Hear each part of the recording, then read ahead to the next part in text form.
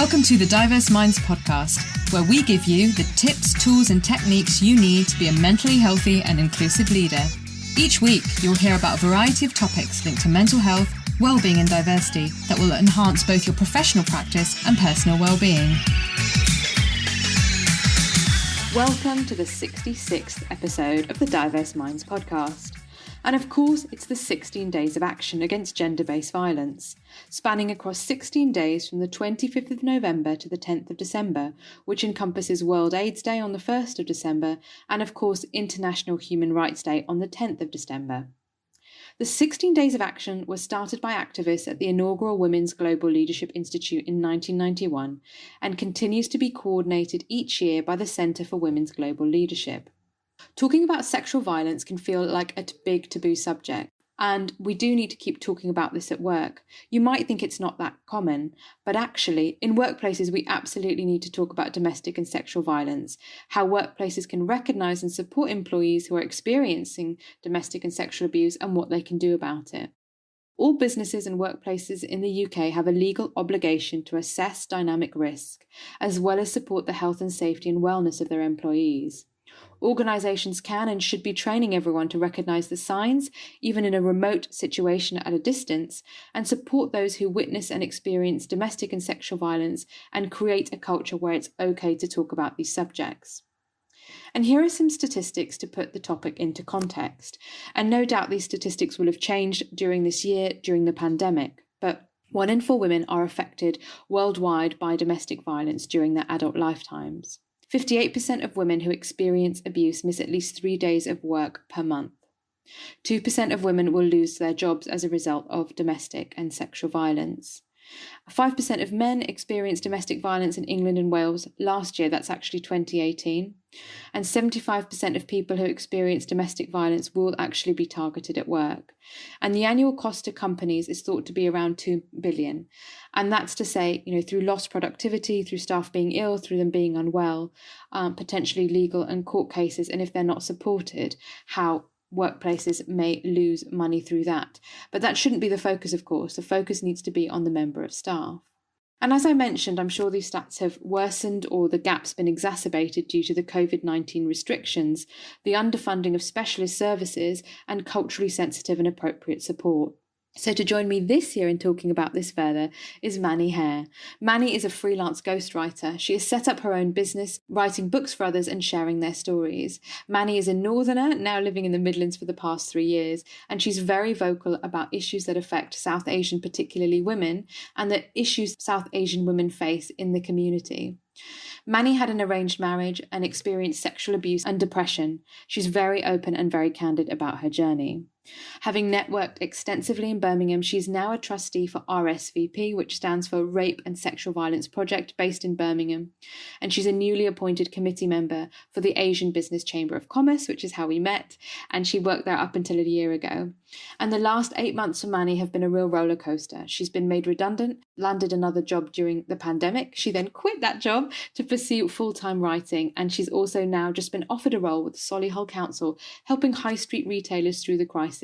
So it's certainly not been a boring 3 years, and I'm really excited to have Manny on the show to talk about this topic that's dear to both of our hearts. So Manny, a huge welcome to the show. Thanks for having me, Layla.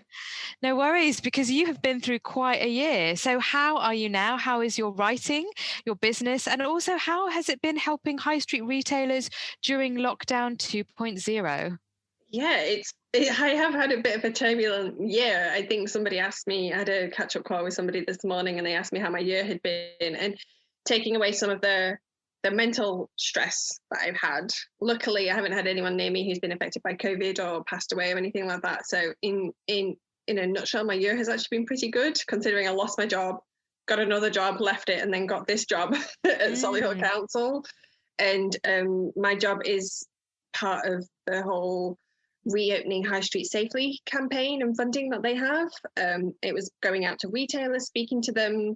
You may have seen people with socially distant stickers and floor signs and things like that, and that's part of what the council is supplying to those businesses, making sure they're compliant and just sort of giving them general support and guidance in in anything COVID related. And it's a weird one because this job would not have existed if it wasn't for COVID.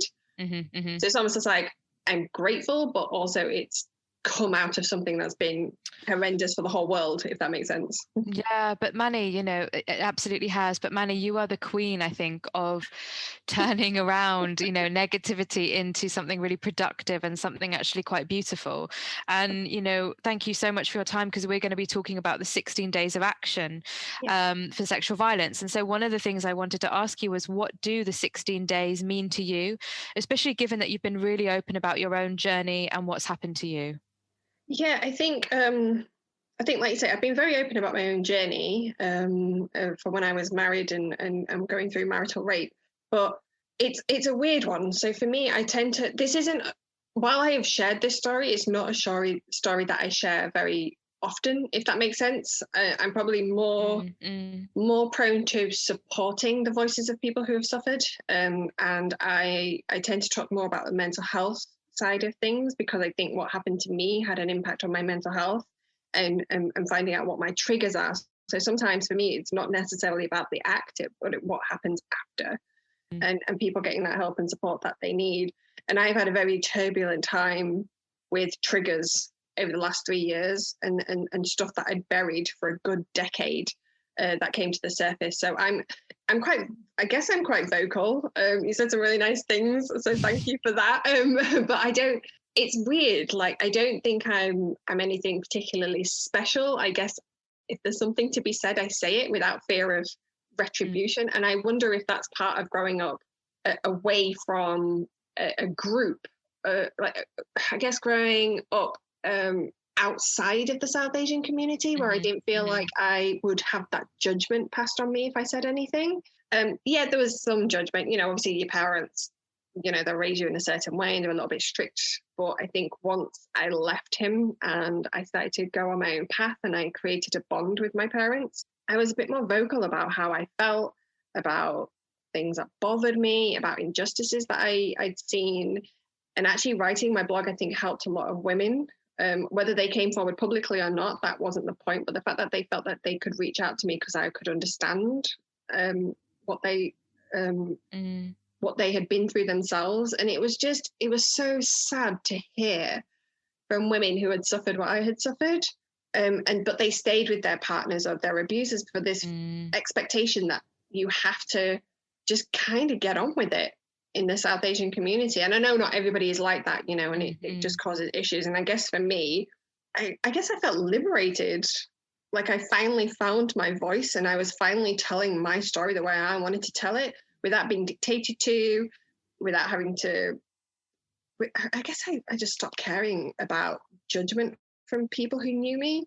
I mean, I'm such a massive people pleaser, so I do care what people think, but I guess you're a little safe online when you share things, or you feel a little safer. Does that make sense? Like, I didn't think I was doing anything particularly revolutionary. And plus my parents and my family aren't on the social media channels that I'm sharing to. So maybe I use that as a way of hiding a little bit, like, and being more vocal because I knew they wouldn't see it.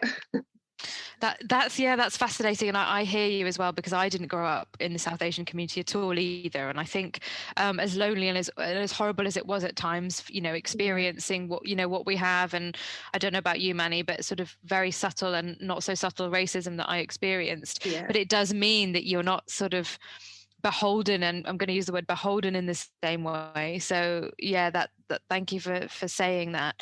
And yes, that sort of tension between being a people pleaser and needing to find and use your voice. So I think that's one of the most important things. And so do you feel that these 16 days, I mean, and of course we need to be talking about sexual violence 365 or 366 days, depending on if it's a leap year. But do you feel that this can really be a kickstart? You mentioned women talking to you from reading your blogs and the work that you do. Do you think this can really kickstart people into taking action, whether they're a survivor themselves or whether they want to support people more effectively? Oh, no, absolutely. And I think just from experience over the last 3 years, since I wrote that blog so publicly about my arranged marriage, I've been more confident in using certain language and words and telling people about what happened to me. But the reaction I get is palpable, like how uncomfortable I make people feel in real life. It could be men, women, from different ethnic minority backgrounds, and I do make them uncomfortable with just how blasé I am about it, and the fact that I just say it as it is. And I do think this 16 Days of Activism is a step towards talking about it publicly, and it's and highlighting real issues that people face. Like, I'm very open about how I think, say, for instance, Mental Health Awareness Day has just become a hashtag for a lot of people. They want to be seen to be woke, I guess, in caring about mental health. But when you get down to it, and when you work for organizations, there's very little that's being done other than a social media campaign.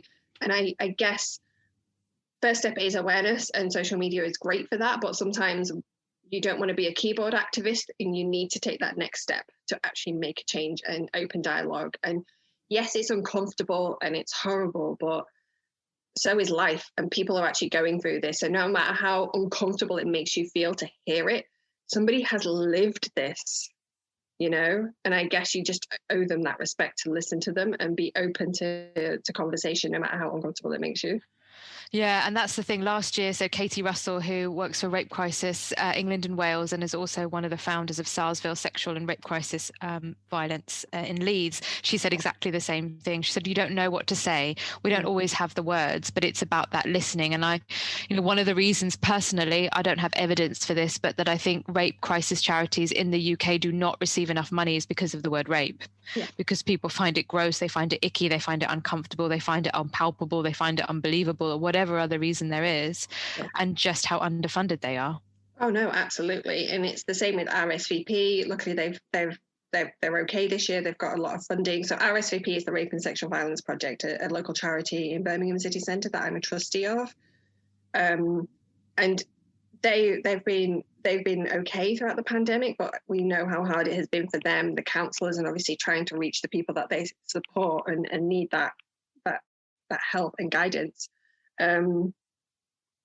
But yeah, so I just think I didn't even use the word rape in my original blog because I didn't want to make people uncomfortable. And then I realized that all I'm doing is just, I guess, adding to the problem slightly, because if I can't use that word, then it means I'm not quite ready to admit that happened.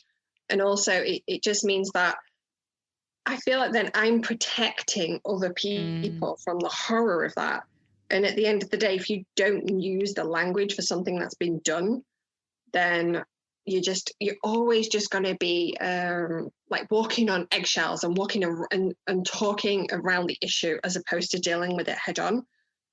And so I'm much more comfortable using that word. I know it makes people uncomfortable, but people need to be made to feel uncomfortable. And you're right. Anytime I mention that I'm a trustee for RSVP, I then tell them what RSVP stands for, and you can almost instantly feel that like tension, from the word rape. I think sexual violence, people are okay with that term. It makes them less uncomfortable. I don't know why, but the word rape is just, I think, so stigmatized. And I think people will always, and this is just from my experience, people will always, once they know this has happened to you, almost treat you like a victim. It's like, I don't need your pity, but dude, this happened to me when I was quite young. I was 23.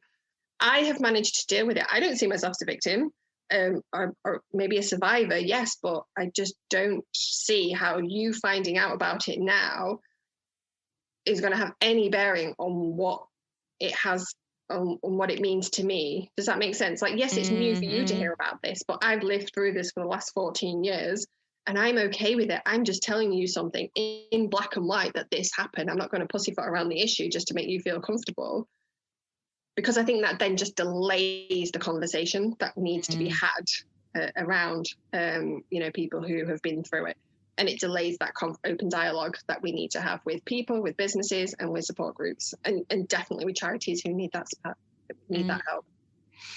And Manny, how did you become a trustee for RSVP? So, and I asked this question because maybe people are listening to this thinking, yes, that's what I want to do. I want to be a trustee of a rape crisis charity or a sexual violence charity, domestic violence charity.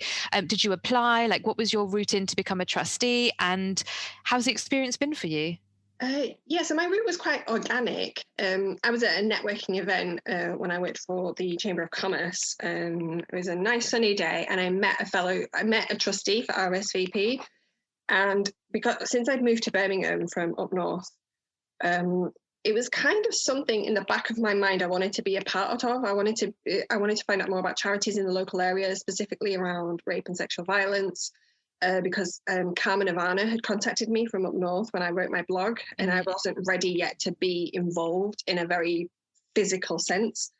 So when I met this particular individual, he introduced me to the CEO, Lisa Thompson, and had a meeting with Lisa. But I also had a work meeting with her to join the chamber, and it's sort of mutual, and got to know her. And I just sent her my blog, and it was very organic, and she just said, look, apply to be a trustee. Like, applications are open now for this year. We're looking for people. And because of my networking business marketing acumen, I think there was a need for that within the board.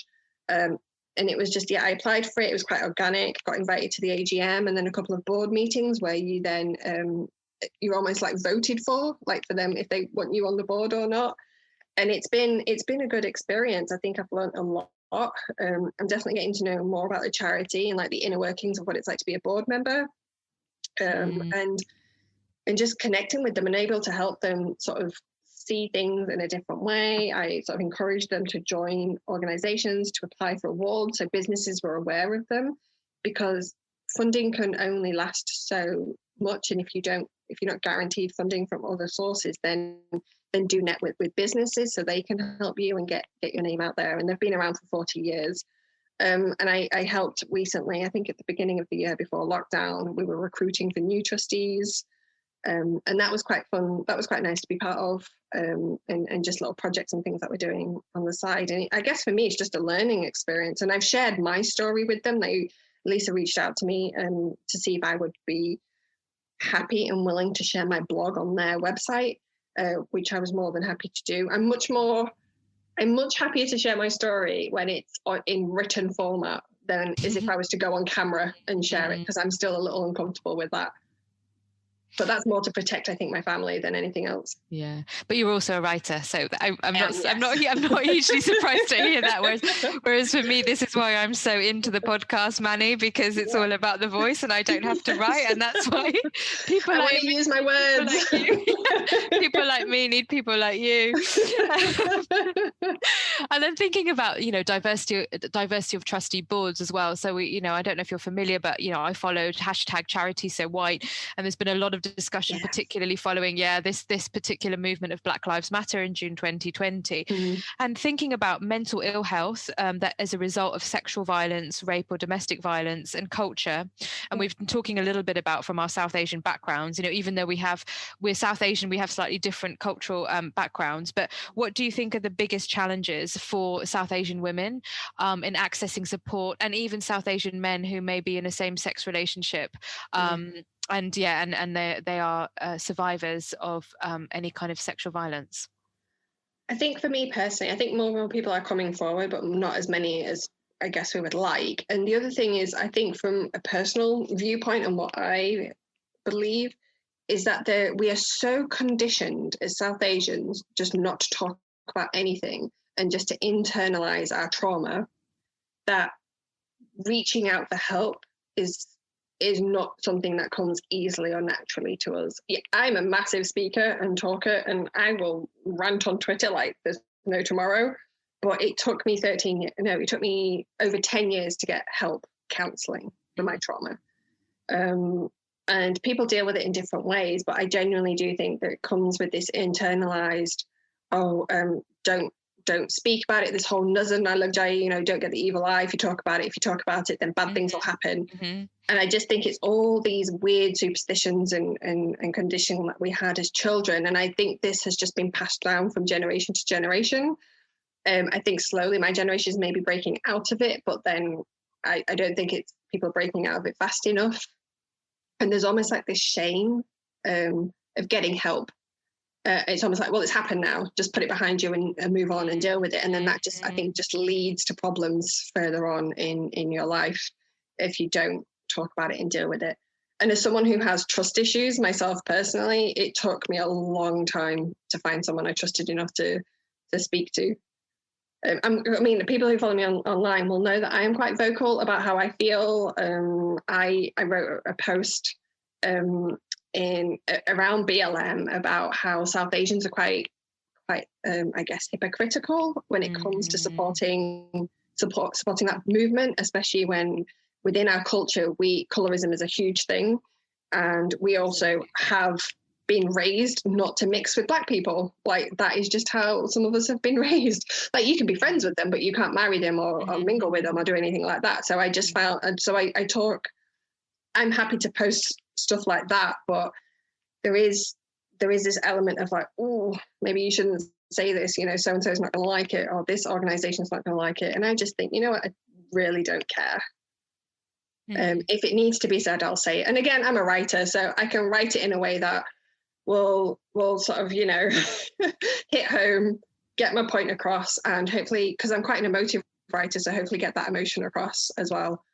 And yeah, it's been surprising how many women have reached out to me and told me their story, but they'd be reluctant to tell it publicly. So I guess there's an element of trust, because the fact that I've done it, the fact that I've been so vocal about it, I guess they see me as someone they can trust to tell that story. But I also have to be very wary of how much information I take in, because I'm still dealing with my own trauma. Like, and I'm such an empathetic and sympathetic person. And I have, you know, there was a period in my life a few years ago where a lot of people were telling me things, and it got too much for my own mental health. And I'm not a counselor. I'm just someone who's very vocal about how I feel and what works for me. You know, and sometimes I think people who are well-meaning or who aren't qualified counselors, and they hear your story and they say something, can inadvertently make things worse. And I don't want to be that person, because I don't know the depths of someone's trauma. And so what do you think could society as a whole, and you mentioned some of the things, you know, from a South Asian female perspective, but how could we encourage people to access support? And one of the things for me is that we need more people who are trained in counselling and psychotherapy and other methods of healing, so storytelling, but storytelling in a therapy capacity, for example, that's more culturally appropriate and often to be available. And that's a long game, but in the meantime, what are some of the things you think we can do to encourage people to step forward from South Asian community and get help? I think it's knowing or trusting people enough to sort of say, look, I need help, and then signposting them to organizations or counselors that are going to understand. So my first set of group therapy was with a South Asian woman, but the counselors who'd led the therapy were Black. And now I'm doing one-to-one counselling, and the counsellor is South Asian. And now I'm not saying that, you know, don't go to somebody of a different, you know, don't go to a white therapist or a Black one or whoever, but there's something comforting in going to somebody who has the same background as you, that they are going to understand at a deeper level without you having to say much, if that makes sense. So I can say something about my upbringing. I can use language like, you know, from my grandparents and aunties and uncles that I would use, rather than referring to them as auntie and uncle. I can use the Punjabi words that I would use for them. And it's knowing that there is someone there who understands from a cultural point of view why the pressures that you feel are there. Because I think sometimes when, and I'm the eldest of three, I think sometimes speaking to a non-Asian counsellor, they're not necessarily going to understand the hidden or unspoken pressure that is on you as a child, you know, from immigrant parents. And I think more signposting towards sort of, you know, Asian or South Asian therapists or counsellors or mental health experts. And there are so many out there, and there are so many platforms where you can find those. And I guess it's just, and to be fair, I think if you want the help, you can find it. It's just being able to take that first step. And does that make sense? Like I knew I needed help, but it took me a long time to get it. And then I went out of my way to find it where I knew I needed it. And knew who to follow, I knew who to maybe kind of navigate that conversation with. But I've worked in Birmingham, I've worked for large organizations that are predominantly white, and there's nobody internally that could understand my struggle. And I think more also needs to be done internally in organizations as well about how that can and not just even from the South Asian community, like, your colleagues who are Black, who are going to, and they'll have gone through a lot this year with BLM, like how much support are they getting? And not just, again, not just jumping on another hashtag and being seen to be doing something, but actually doing something as well. Yeah, completely. I totally agree with you about the hashtag. And you mentioned it before, like it's not, mental health is not just a hashtag. Yeah. It's much more than that. And I really hear you. I mean, I've always, done a lot of work with Black women because I feel like Black women do understand. And I also feel that there's a different mindset that I've always found really, really helpful. So thinking about that, I think one of the things is when someone feels really unwell and low, and Rupinder talked about this actually when in her podcast about creating safe cultural spaces, that you often don't know what's going to help you. Yeah. And it takes a lot of energy to find this information. So again, if we can all be sharing this constantly, when someone does hit that low and they don't have the energy to look, the information's there. So I think we all have a responsibility to think about culturally competent services for everyone. Absolutely. Yeah, no, absolutely. And I've said this to Rupinder as well. Like, I've never really bonded with Asian women. Like it's not outside of my family. And I've said this to Rupinder before. So in joining that group was a real big step for me. And I think mostly because I have such respect and love for Rupinder and the energy that she has. And then to be part of this sisterhood and just, feel like you are being heard, and that, that there are people who get you, and there are people who understand, who themselves have probably never aired their views in the way that you have, if that makes sense. Or somebody says something and it instantly becomes recognizable. And I think having that safe space and having that knowledge that somebody does understand and gets it. And like you say, at work, like whenever I would feel triggered or pressured by something, or somebody would make a joke and it would just bother me in some way, how then do you explain that without making yourself look like you're some sort of drama queen and, or you're so sensitive, like, why can't you have a laugh, or what, it's just banter, blah, blah, blah. But there are trigger points that you don't realize that you have until someone says something or does something. And then trying to explain that this is something from your past or from the way you were raised or X, Y, and Z, and people just not getting it, it can be really demoralizing. And like you say, it can get really tiring looking for the help that you need. And it is our responsibility as women, I guess, who are so vocal about certain things, to keep sharing that message of support. And there are people out there, and if you don't want to do it, let me know. And we'll help you, guide you in the right direction, I guess. Yeah, thanks, Manny. And then building on that, really, what do you think workplaces can do to talk about sexual violence, rape, and offer support to people who may have been victims and then are also survivors as well? Yeah, that's not something I've ever seen in a workplace. I think there was a big push on like diversity and inclusion and mental health workshops and things like that, but not once has there ever been like a closed meeting or an email or something being sent around to internal staff to say, look, we are supporting those who potentially maybe suffering from sexual violence but are too afraid to come forward, because it does impact your work and it impacts, your productivity and stuff like this. And I guess organizations need to be comfortable having the conversation and using the words that we've used today without, and no matter how uncomfortable it makes you feel, and speaking to charities that are local like RSVP, even getting information from Rape Crisis UK. There's so much information out there and support that I think it's a case of being proactive in finding the right counsellors. So RSVP obviously have counselling and training services, so they offer training to organisations, and it's reaching out to them, getting them to come in and deliver workshops. And I guess that's step one, and then moving on from there, having internal workshops, I guess, or internal sessions where people feel like they can speak to somebody in a confidential manner. And I think that's the thing. People often, I think, for the workplace think, oh, well, this is a private matter. Yeah. Yeah, and of course, but also sexual violence can take place in the workplace. So I think that developing a policy is absolutely essential. But of course, policies shouldn't sit on the intranet gathering metaphorical cyber dust. They need to be live, active things. So yeah, for me, it's definitely about that, acknowledging it. I mean, I had a really interesting discussion recently. I was doing a presentation at a lone worker conference, and I said, I think every single organisation should have a domestic violence and sexual violence policy, and it was kind of a little bit balked at. But I said, well, if people are working at home or they're trying to work at home, like you said, it affects your work. Now, if there's a threat of domestic and sexual violence in the home, how on earth are you meant to do your job? And you can't go anywhere. And so as part of health and safety, this is part of psychological risk assessment. This is part of duty of care. It's not a separate thing. It absolutely is integral, and it's integral into equality, diversity and inclusion, because certain people are going to be more susceptible, potentially those who have carers, if someone has a disability that needs care, or if they're actually the carer themselves, they could be, so there's so much more to it. And I think it goes back to that intersectional thinking and that lens.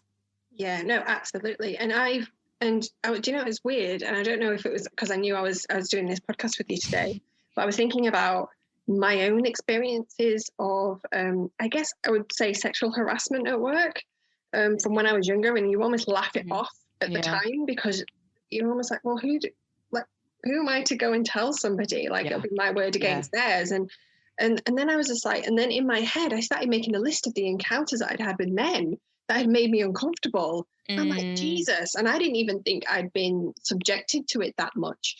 Yes, I had my ex-husband and what he did, but it's things like, we were on a night out once, and there was a customer who was a lot older than me. I was in my mid-20s at that point, so I was very young, a long time ago. But I think he was in his like 40s or 50s, and he was like shimmying up to me, constantly putting his hand on my leg. But he was a customer, so you just think, maybe you just kind of have to get on with it. You don't want to piss them off because they spend a lot of money with the organization, and I'm here as part of the role as an account manager, to make them feel welcome, and it's a night out for them. And then to be pinned up against a wall and things like this, and the way men sit up on your desk and the way they behave with you. And I was like, wow, but I never told anybody. I didn't go to a manager. I didn't go to HR. And I think that again comes down to trust, or even the fact that you don't even know there's a policy. And like you were saying, if there were policies, if there were procedures in place, and if there was a confidential way that people could go to somebody and feel like they were being heard, and it isn't just then turning into another sexual harassment case for the business that they just want to shove under the carpet and not have, not have it in the public domain. And I think that's the fear of coming forward as well, is that you're not going to be believed, or it's just going to be like, oh, they made you uncomfortable, so what, get over it. It's a bit like, when there is racial prejudice, but you have no tangible proof. But unless you're a person of color, or unless you are of a different sexuality, or if you have a disability, you don't know what it's like to be discriminated against in the most subtle ways. And I guess it's the same with harassment and sexual harassment as well. And you also don't know people's, lived experience, the triggers for them, and that might trigger some PTSD. That might, this is incredibly serious, and also the onus shouldn't be put on the individual. So, one of the things is I think there needs to be very clear, no nonsense, and this links in with anti-bullying and harassment. Please check out podcast episode 63 with Chloe Goff. We talk about this in more detail. Anti-bullying policies at work, it all links in together. It's not, oh God, we've got to do this now, we've got to do this. It's like, actually, you can do it all in one go, because it all links together. And it's really important. So thinking about your mental health and well-being then, Manny, the work that you do, the things that you do, and being a trustee, and your own lived experience. And you mentioned that actually it's really important to be mindful that you're on that everyone who is a survivor is going through some journeys. It's not always linear. So what do you do to look after your mental health, and what are your top 3 tips? So mine, I do love working out. I mean, I say I love it. I'm not fanatic. Like, I haven't worked out once this week. I think I'm just like, you know what, forget it. It's fine. I'll start tomorrow. So I do work out. I have a personal trainer that I hire who sort of keeps me in line because I need to be held accountable for my physical exercise. Writing is my savior, and the fact that I've managed to turn it into a business, but it is also a double-edged sword with the writing, because it is new when people are hiring me to write their books and they trust me to do this, and then imposter syndrome kicks in, so it's all a bit like, oh my God, but clearly they hire me because they think I'm good. I love writing, exercise, and I guess I think having a counselor who I can trust. And what is helping, and what I realized with this particular counselor is, we are going through my entire life. It isn't just about the thing that happened. It's everything leading up to it, my childhood, what I felt and finding those patterns. So at a later stage, then you can identify what your triggers are, because I'm terrible with relationships, romantic relationships, friendships, they come and go. So I have a real issue in trusting people and letting them in. And when I do let them in, I think my expectations are maybe too high, or they let me down. And I think my top 3 tips are always put yourself first. Like, just be a little selfish and look after you. Because once you look after you and you're happy, everything in your life then just sort of slots in nicely, a bit like a jigsaw, and you at the center. And as South Asians, and particularly as women, I think we find that incredibly hard to do, to put ourselves first. And even my mum and my sister have yelled at me, and they're like, you know what, you need to put yourself first. Like, we shouldn't be a priority, you know, if you're busy. And the fact that they're now saying this just means that conversations have moved on and evolved. And I'm lucky that my family have evolved as well. But yeah, I think for me, it's writing, counseling, and working out. Don't worry, I do gorge on a lot of chocolate and snacks, hence why I like to work out. So I'm not like obsessive in terms of my diet, but working out is just amazing. It just gives you just so much energy and joy, and a lot of pain. But hey, your bum looks great after those squats. And you were the first person actually that said get a good counsellor. When I always ask all my guests that question. So thank you for saying that. That's brilliant. And so Manny, I'm hoping people are listening to this. They want to, you know, work with you in some way, know more about Manny's Madness, your writing business. And so if they do want to know more about you, and the links will be in the show notes, but how would you like people to contact you? The best way to contact me is probably via Twitter at Manny's Madness. I'm taking a break from Instagram. I'll probably end up deleting it, but either Twitter or LinkedIn are my 2 favorite platforms. LinkedIn is the very professional Manny, and Twitter is the very ranty Manny. So you get the 2 sides of Manny, and they're both just as entertaining. Oh, brilliant. Thank you so much for being a guest today, sharing your lived experience, your knowledge, your wisdom, and your intersectional lens, which I found really, really valuable. Don't forget... I've never had anyone use the word Manny and wisdom in the same sentence before, so thank you so much for that, Layla. I feel honoured. No, absolutely. And don't forget, there's links in the show notes. If you want to get involved, please get involved in the 16 Days of Action. It's not too late. And don't forget, it is also 365, much like we say for Black History Month and all the other things we talk about. So this is the start of your journey, and please take care, everyone, and we'll see you in the next episode. Thanks for listening to the Diverse Minds podcast. Don't forget to subscribe on Apple Podcasts, Spotify, or wherever you access your podcasts from. You can also connect with me on Facebook, Twitter, and LinkedIn. Tune into next week's episode of the podcast, where I'll bring you more insights on mental health and inclusion. Bye for now.